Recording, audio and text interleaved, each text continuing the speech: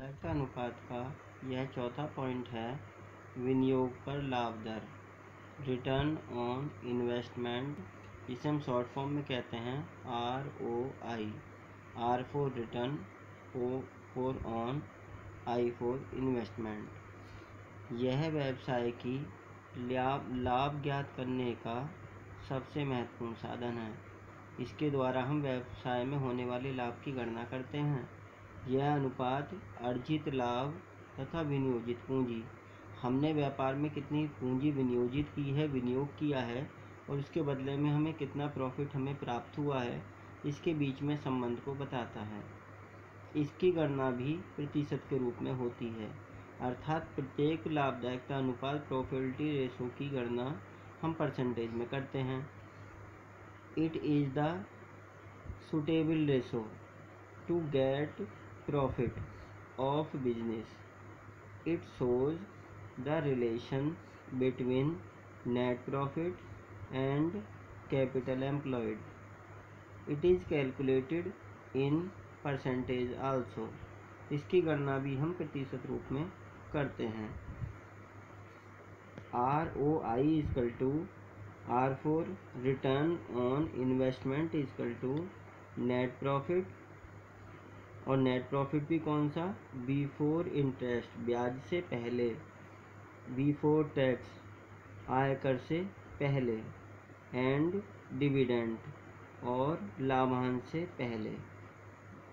अर्थात net profit जो हमें निकालना है उसमें इंटरेस्ट, टैक्स और डिविडेंड तीनों की राशियों को जोड़ने के बाद जो नेट प्रॉफिट हमें प्राप्त होना है उसकी गणना हम करेंगे।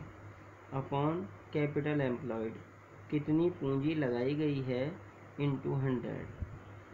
नेट प्रॉफिट निकालने के लिए नेट प्रॉफिट शुद्ध लाभ जो हमें दिया होता है प्लस इंटरेस्ट ऑन डिबेंचर, ऋण पत्रों पर जो ब्याज निकालेंगे उस राशि को हम नेट प्रॉफिट में जोड़ देते हैं, प्लस टैक्स, आयकर की जो राशि है उसको भी हम नेट प्रॉफिट में जोड़कर दिखाएंगे, प्लस डिविडेंड, प्रीफरेंस शेयर पर मिलने वाला लाभांश वह भी हम इस राशि में जोड़कर दिखाते हैं, और इस प्रकार हमें net profit, total net profit प्राप्त होता है।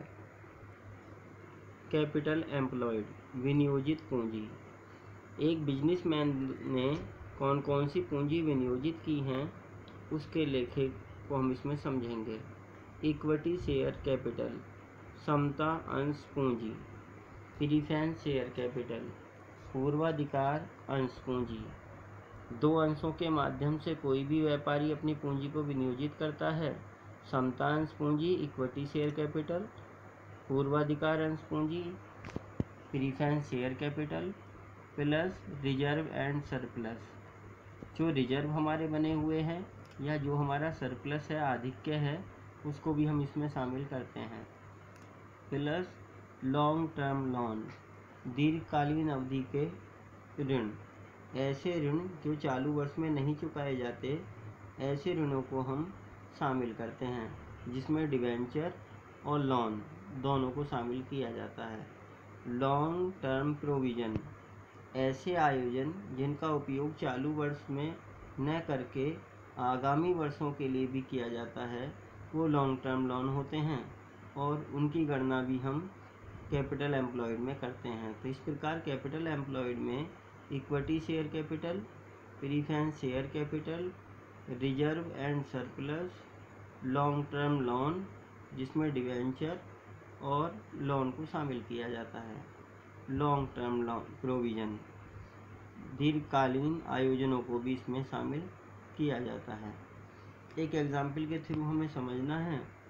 Equity share capital 4 lakh, preference share capital 1 lakh, reserve and surplus 1,84,000, debenture 10% 4 lakh, current liabilities 1 lakh, net profit 80,000।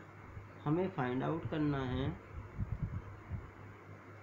ROI